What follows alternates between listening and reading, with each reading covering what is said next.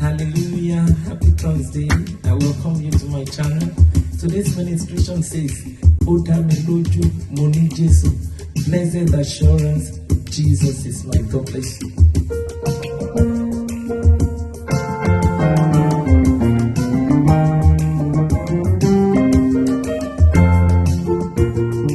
Oda mi lójú, mo ní Jésù. Ìtọ̀wò àánú ọ̀run lèyí jẹ́.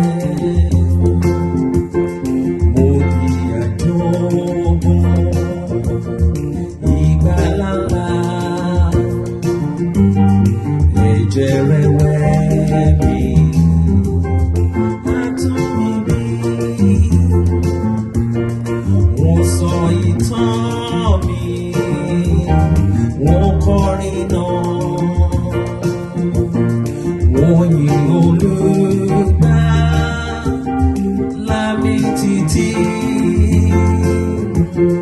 Mo sọ ìtàn náà, wọ́n kọrin náà.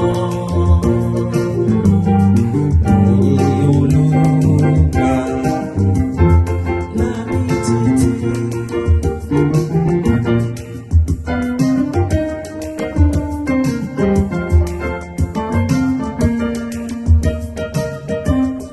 Mo tẹríba fún tayọ̀tayọ̀,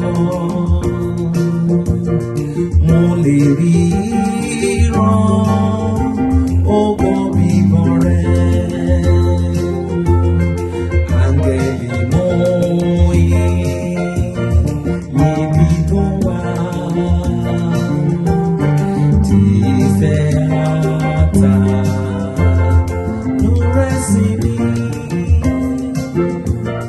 Wọ́n sọ ìtàn náà, wọ́n kọrin náà.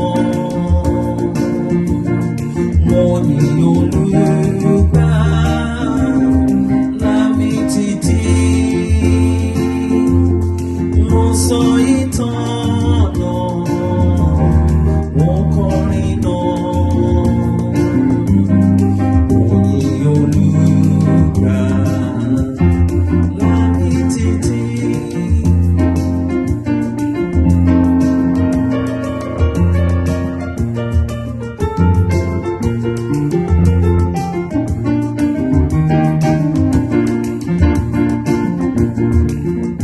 Blessed assurance, Jesus is mine.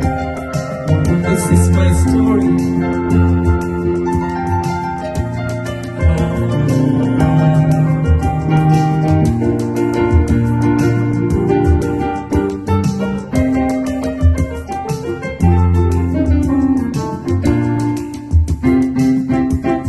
Mo tẹríba fún, mo sinmi lé.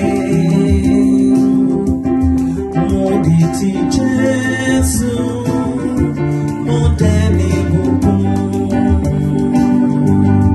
Mo máa ṣọ́ra, mo sì gbàdúrà.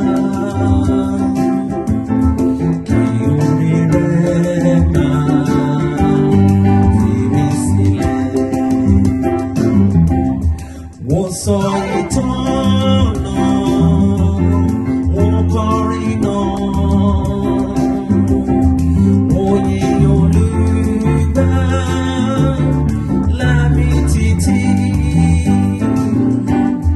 Mo sọ ìtàn náà, wọ́n kọrin náà. Mo yin Olùgbàlà mi títí.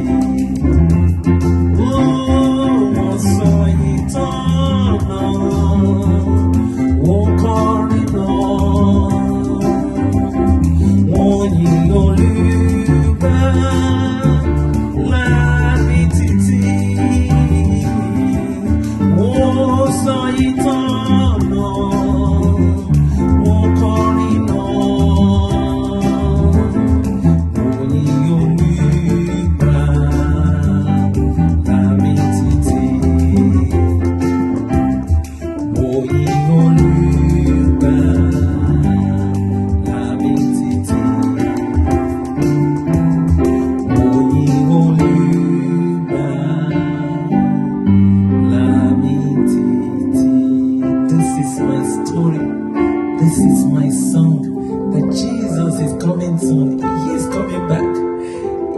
coming back.